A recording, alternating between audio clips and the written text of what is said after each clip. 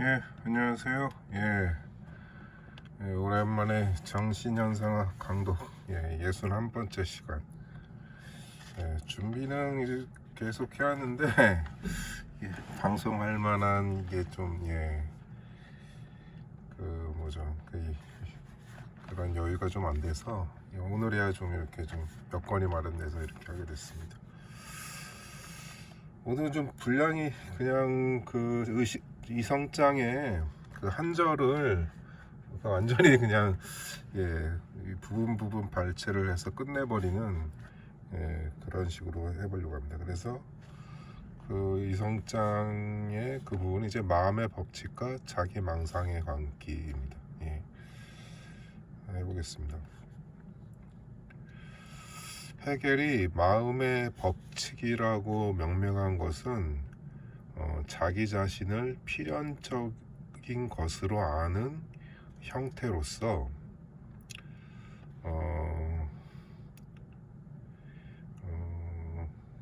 일단은 이제 그 마음의 법칙이라고 명명하는 것은 자기 자신을 필연적인 것으로 아는 형태. 피어자인의 노예 게시탈트 지젤버스트 안스탄스 노트밴디. 그러니까 자기 자신을 필연적인 것으로 아는 것이라고 하는 것에 관해서 일단은 한번 이제 문장을 한번 강독을 하면서 이 의미를 한번 살펴보도록 하겠습니다. 여기 1번. 오늘 화면이 별로 안 좋은데요. 그 설명문에 있는 지문을 참고하시는 게 좋을 것 같습니다. Es weiß unmittelbar das allgemeine oder das Gesetze in sich zu haben. 그것은 여기서의 S는 이제 자기 의식을 받는 거고요. 그것은 직접적으로 자기 안에 보편적인 것, 자기 안에 보편적인 것, 즉 법칙을 가지고 있음을 안다. 여기에서 이제 운미텔바 직접적으로라는 용어의 사용은 정신현상학 본문의 첫 문장에서도 사용된 것으로 이것은 아직 매개되지 않은 소박한 인식에 불과할 뿐이라는 것을 이제 암시합니다. 그래서 여기서 나오는 그 운미텔바 그 용어와도 관련이 있지만은 하나의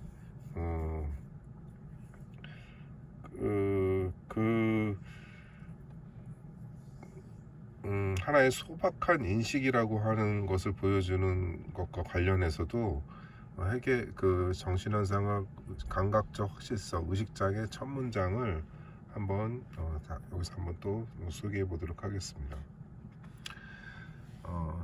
여기 정신현상학 본문의 첫 문장 2번인데요.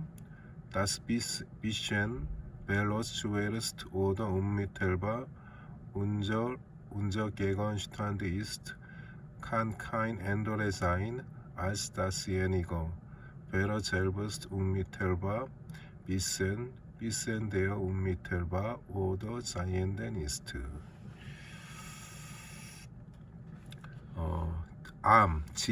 das bisschen 이것은 베러스 우선 또는 직접적으로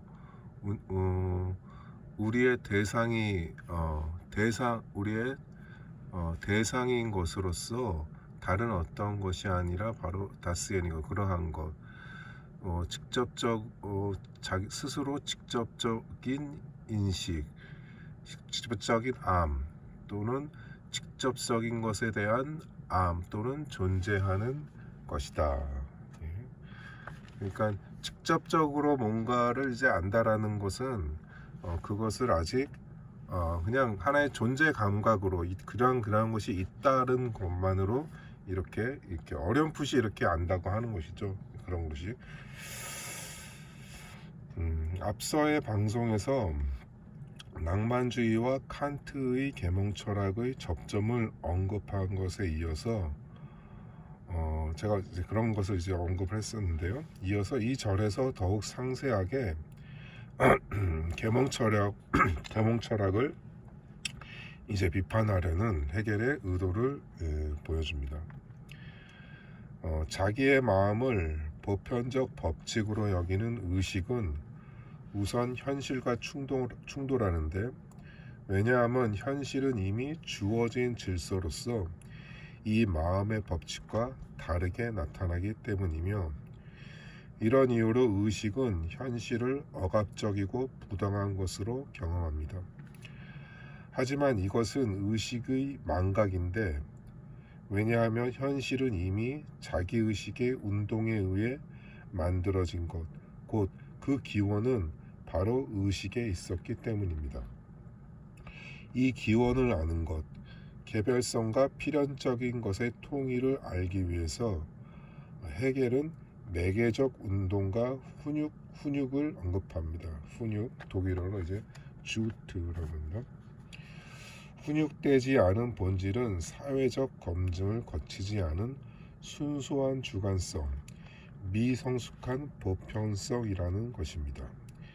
이런 미성숙의 결과는 도덕적 자만, 아이겐딩켈, 도덕적 자만으로 귀결되는데, 이는 의식이 자신의 마음의 법칙이 인류의 보편적 법칙이고 나의 기쁨이 인류의 행복이라는 주관적 충동의 향유입니다.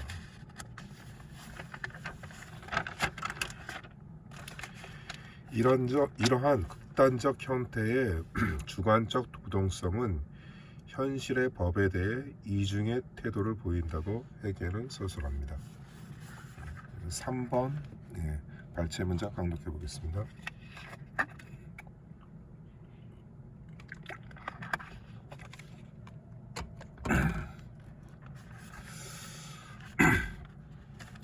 Die Menschheit, die ihm von Herzen angehört, lebt nicht in der beglückenden Einheit des Gesetzes mit dem Herzen, sondern entweder im grausamen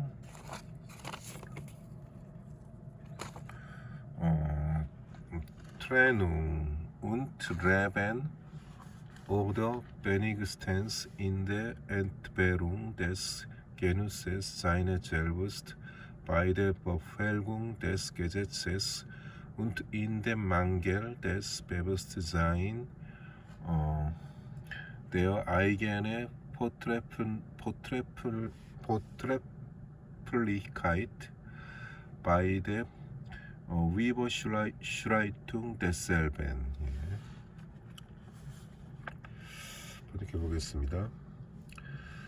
그 마음의 법칙에 속한 인간성은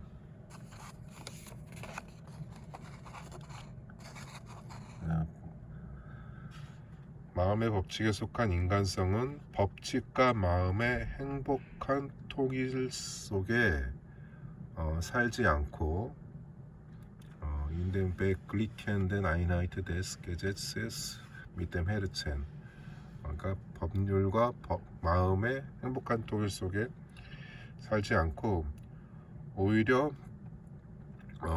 in grausamer, 잔혹한 Trennung, 오히려 잔혹한 분리와 고통 속에 라이덴, 고통 속에 살거나 적어도 법칙을 준수하는 가운데 Befolgung des Gesetzes, 법칙을 준수하는 가운데 자기 자신을 향유하는 기쁨의 결핍 속에 살고 in der Entbehrung des Genusses seines Selbst, 그러니까 법칙을 따르더라도 거기에서는 이제 자신을 향유하지 못한다는 것을 법칙 준수에서는, 또 반대로 그것을 위반할 때는 Überschreitung desselben, 법칙의 위반을 말하는 거죠. 그것을 위반할 때는 자기 자신의 탁월함, Vortrefflichkeit, 자기 자신의 탁월함에 대한 의식의 결여가 된다. 망겔. 그러니까 법칙을 그러니까 법칙을 준수할 때나 위반할 때나 이제 위반할 때는 자신의 탁월함이 어떻게 손상된다라고 이렇게 본다는 겁니다. 즉 법칙의 준수도 위반도 모두 주관에게 부정적으로 작용한다는 것입니다. 법칙 준수는 자기 자신의 향유를 빼앗고 위반은 자신의 탁월함을 추락시킵니다. 여기서 해겔이 말하고자 하는 것은 법칙과 마음의 고통스러운 분리라는 심리적 공황이 오히려 이 둘의 긴밀한 연관성을 함축한다는 것입니다. 왜냐하면 법칙은 본래 의식의 산물이지만 이런 기원이 망각되어 이런 현상이 일어나는 것이기 때문입니다. 이런 사유의 전제는 의식, 곧 인류의 총체적 의식이 역사적으로 이어져 오고 있다는 것을 반영합니다. 하지만 개별자가 과연 이런 의식을 함유한다고 할 수 있을까요? 이에 대한 비유적 사례로 그러니까 개별자라고 하는 것과 보편자라고 하는 것은 그러니까 뭐 한 나라만 봐도 일개 국민과 그 국민 전체라는 그런 보편적 대중 아주 일개 개개인은 아주 미미할 뿐이죠. 그래서 거기에 대한 하나의 제가 재미있는 사례로 하나의 페이스북에서 그런 사례를 어떤 자연과학 하시는 분인데 든 예가 있는데요. 태평양 바다에 던져진 물 한 컵을 다시 건져낼 수 있는가라는 그런 뭐 이건 퀴즈인 거죠. 그냥 그 계산을 위한 그런 퀴즈인 건데 이러한 물음과 어떻게 보면 개별자와 보편자의 관계는 유사한 부분이 있다고 할 수 있습니다. 초미시적인 차원, 분자 구조보다 미시적인 차원에서 보면 물 한 컵에 들어있는 초미세원자 알갱이들이 태평양에 분산되어 가는 것을 추적한다면 흘려버린 이 물 한 컵을 태평양에서 다시 건져낼 수 있는 가능성이 아주 없다고는 할 수 없습니다. 이와 마찬가지로 개별 의식은 유전자적 차원에서 인류라는 거대 의식의 역사를 담고 있는 것입니다. 이러한 식의 사유는 이제 융과 프로이트의 심리학에서도 이렇게 엿볼 수 있는 것입니다. 아무튼 이러한 이제 이제 의식 이런 개인과 그런 이제 법률 이런 분리의 고통 속에 있기 때문에 마음의 법칙의 자기 실현은 바로 자기 상실로 곧 더 이상 마음의 법칙이 아니게 됩니다. 마음의 법칙이 보편적 질서가 되는 순간 이것은 더 이상 마음과 무관한 마음에게 소외를 일으키는 외부적 힘으로 작용하기 때문입니다. 더군다나 이것은 낯선 것만이 아니라 적대적인 지배적 힘으로 이 개별자의 마음에 강제됩니다. 이 소외의 보다 상세한 양상은 마음의 법칙이 스스로를 보편이라고 주장하는 것이 사실은 특수한 것에 불과하다는 점을 가리킵니다. 즉 형식은 보편자를 지향하지만 내용은 개인의 욕망이라는 것입니다.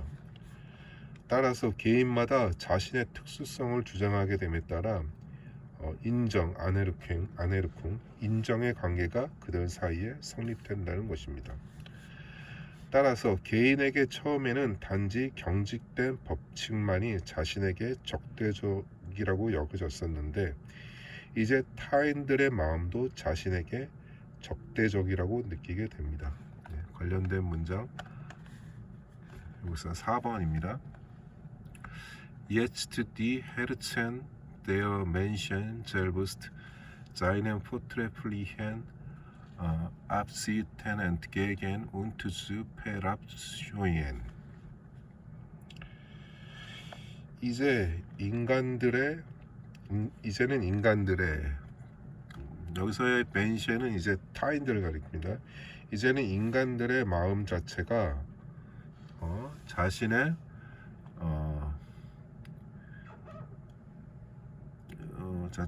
자신의 포트레플리 그런 이제 개인의 그런 탁월함에 맞서고 탁월한 의도에 앞지깃한 포트레플리엔 앞지깃한 이게 소문자입니다. 예. 포트레플리엔 앞지깃한의 엔트게겐 맞서고 그리고 그것을 혐오하는 것으로 페루 압쇼이엔 혐오하는 것으로 개별자는 발견한다. 예.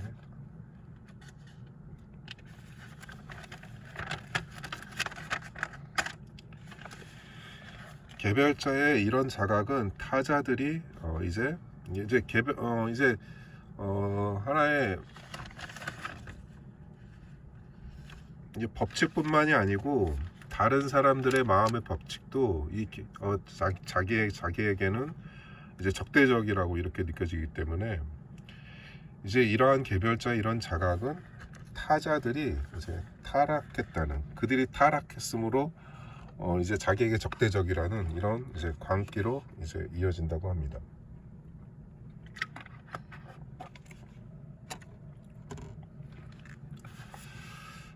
즉 여기서 마음의 법칙이라는 주관적 진리 주장과 타인들의 현실 질서인 객관적 진리 주장이 충돌하는데 이 둘 모두 자기의식의 결과로서 참된 것이지만 의식은 이것들을 통합하지 못하고 분열된 상태로 인식하는데 이런 모순을 붙잡고 있는 상태, 즉 본질과 비본질, 현실과 비현실, A와 not A를 둘 다 진리로 붙잡고 있는 것을 헤겔은 광기라고 명명합니다. 네, 관련된 문장 5번 나오겠습니다. Ben etwas in der Tat für das Bewusstsein überhaupt wirklich und wesentlich, für mir aber nicht ist, so habe ich in dem Bewusstsein seine Nichtigkeit zugleich, da ich Bewusstsein überhaupt bin.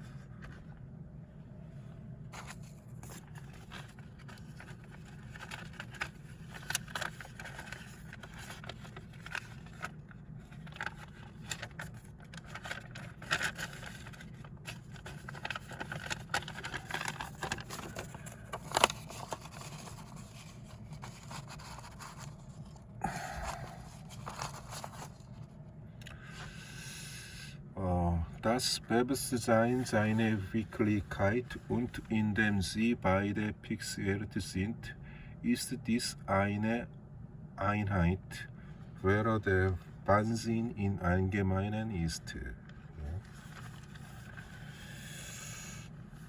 번역하겠습니다. 만약 어떤 것이 실제로 일반적인 의식에게는 현실적이고 본질적이지만 나에게는 그렇지 않다면 나는 그것의 무효성을 의식에 가진 동시에 내가 일반적인 의식이기 때문에 그것의 현실성에 대한 의식도 가진다. 그리고 이 둘이 고정되어 있을 때 이것은 하나의 통일로서 일반적으로 관계이다. 이제 여기서의 통일은 하나의 기계적 병립의 의미로 이제 봉합이라고 이렇게 볼 수 있는 이런 통일입니다. 제가 이렇게 번역한 문장도 사실 제가 이거를 직독직해를 제가 안 하고요. 왜냐하면은 이게 하다 보면 실수를 할 수도 있고 막 저도 이제 혼동이 올 수가 있기 때문에 이제 번역도 아예 대본으로 삼아서 이렇게 좀 하고 있습니다. 근데 제가 번역한 것을 이렇게 읽어도 좀 이해하기 좀 힘든 또 부분이 또 있기도 합니다. 다시 이걸 풀이해 보겠습니다. 이 문장에서 개별자는 보편자 또는 일반자, 보편자, 현실성과 비현실성 개별자는 현실성과 비현실성이 동시에 고정된 상태에서 봉합만 되어 있는 것을 보여줍니다. 개별자가 보편자가 될 수 있고 현실성이 비현실성이 될 수 있지만 이제 그 반대로도 될 수 있죠.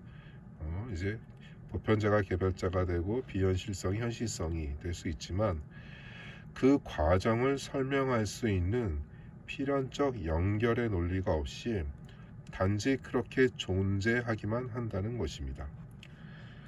개념적으로 넘나들지 않고 단지 고정된 인식에 머물러 있는 것을 헤겔은 광의 의미로 광기라고 명명한 것으로 볼 수 있습니다. 즉 사유, 부정의 사유가 협착된 상태가 바로 광기라는 것입니다. 이러한 사유의 협착, 곧 광기가 자신의 분열된 상태를 극복하지 못하고 치닫는 것이 분노입니다. 즉 분노는 자신의 분열과 소외, 왜곡을 외부의 대상으로 돌리는 것으로 나아갑니다. 관련된 문장 6번입니다. Das Herzenklopfen für das Ball der Menschheit geht darum in das Toben des verrückten Eigendenkers über in die Wut des Bewusstseins gegen seine Zerstörung sie zu erhalten und dies dadurch, dass es die Verkehrtheit, wer es selbst ist, aus sie herauswirft und sie als ein anderes anzusehen und auszusprechen sich anstrengte. Aber eine Fremde und zufolge das Wahre ist ihm das Gesetz des Herzens ein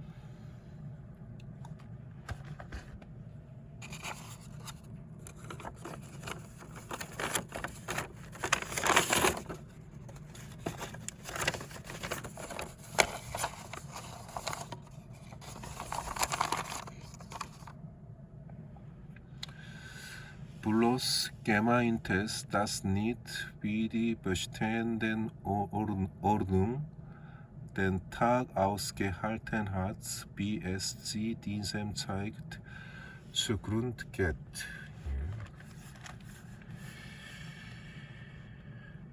인류의 행복을 위한 심장의 고동은 결국 미친 자기독단의 광란으로 토벤, 자기독단의 광란으로, 즉 자기 파괴에 맞서 자신을 보존하려는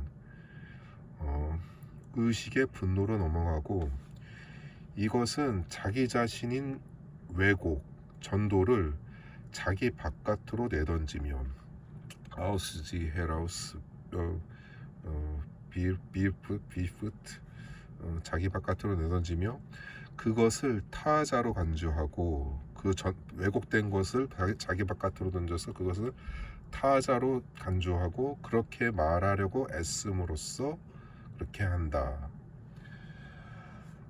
자기와 무관하고 어떤 외적인 우연으로 이렇게 간주한다는 것이다. 의식에게 진리는 마음의 법칙이지만 생각된 것에 불과하고, 블러스 게마인테스, 생각된 것에 불과하고, 이는 현존하는 질서처럼 낮을 견뎌내는 것이 아니라 비리버시텐데 오드롱 덴탁 아우스게 할텐 하트 다스니트, 그렇게 하는 것이 아니라 이것에 낮에 SG 디잼이 이제 탁을 받는 거죠. 낮에 드러나자마자 붕괴한다. 풀어보겠습니다.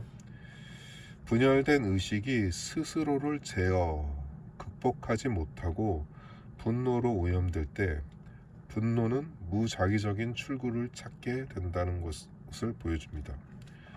전혀 무관한 사람들에 대한 범죄 행위를 설명할 수 있는 것을 보여주는 보여주는 논리일 뿐만이 아니라 파시즘과 같은 폭력적 정치 성향에 대한 설명도 제공할 수 있는 이런 문장입니다.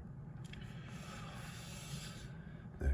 이어서 헤겔은 자신의 법칙을 실현하려는 의식이 그 실현 속에서 자신을 잃고 전복되는 것이 단지 이 개별적인 의식에게서만 일어나는 것이 아니라 보편적 질서에서도 일어난다고 서술합니다.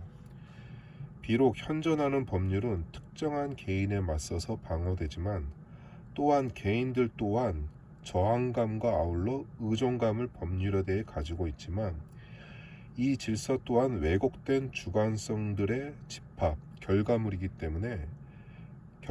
때문입니다. 따라서 공공의 질서는 정태적으로 있는 것이 아니라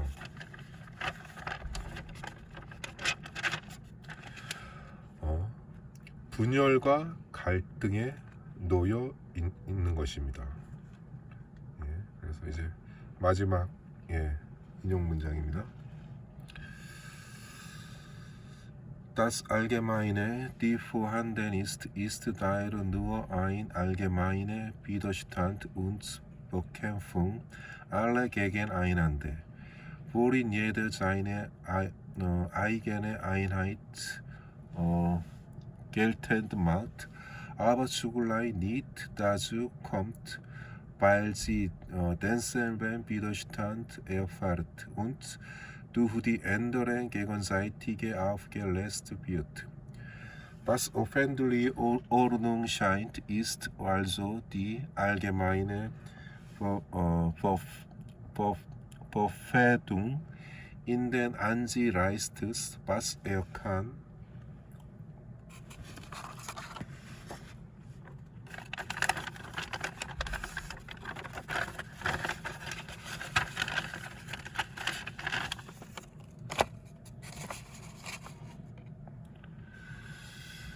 Die Gerechtigkeit an der Einzelheit der anderen ausübt und seiniger festsetzt, die ebenso durch andere verschwindet.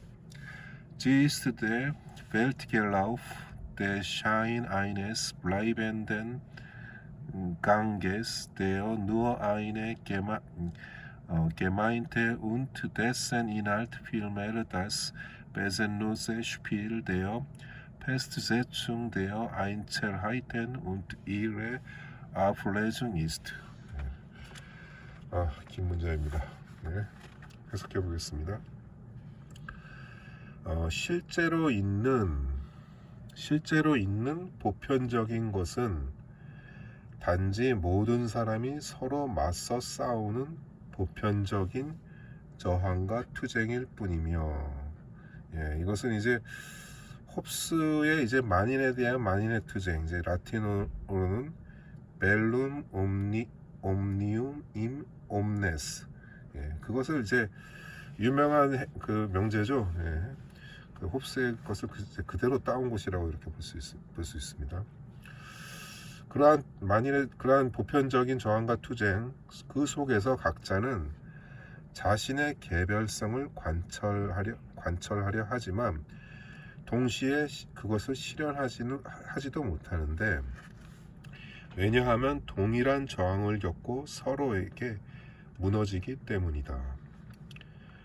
따라서 공공의 질서로 보이는 것은 실은 보편적인 적대이며 그 속에서 각자는 자신이 차지할 수 있는 것을 끌어당긴다. 라이스트스 비해역한, 즉 그는 타인의 개별성에 자신의 정의를 행사하고 안데 아인첼하이트 되어 타인의 그런 개별성에 디 게레티카이트 아우스위브, 자신의 정의를 행사하고 자신의 것을 확립하려고 하지만 이건 역시 다른 이들에 의해 사라진다. Die ebenso du andere verschwindet. 다른 이들도 이제 자신의 정의를 나에게 이렇게 행사하려 한다는 거죠. 그래서 서로 이렇게 충돌을 하니까 둘 다 사라진다는 겁니다. 예, 충돌을 해서. 이것이 바로 세계사 벨트라프 또는 이제 세계 과정이며 지속적인 질서처럼 보이는 현상이지만 실제로는 단지 의도된 보편성일 뿐이고 게마인트의 의도된 생각 아직 그것이 이제 뭐 제대로 실현된 것이 아니라는 의미죠. 예, 볼 수 있고 그 내용은 오히려 개별성들이 스스로를 내세웠다가 다시 해체되는 무의미한 놀이일 뿐이다. 예, 그런 세계 과정이라는 것은 아주 비관적이면서 아주 뭐 이렇게 풍자적으로 이렇게 얘기하는 거죠. Wesenlose Spiel der Festsetzung der Einzelheit und ihre Auflösung ist. 예. 뭐 여기서는 이제 그런 세계 과정을 흡수식의 만일에 대한 만인 필름식으로 그런 식으로 이제 무너져가는 그런 세계 과정으로 묘사하는데 여기 이제 이런 제시는 이제 또 이제 다음에 이어지는 그런 이성장의 이런 절을 통해서는 이것이 또 어떤 식으로 또 뒤집히고 또 다른 것을 해결을 어떻게 제시하는지 그 다음 방송을 또 준비를 해서 이렇게 나가보도록 하겠습니다. 예, 오늘 여기까지 하겠습니다. 네, 감사합니다.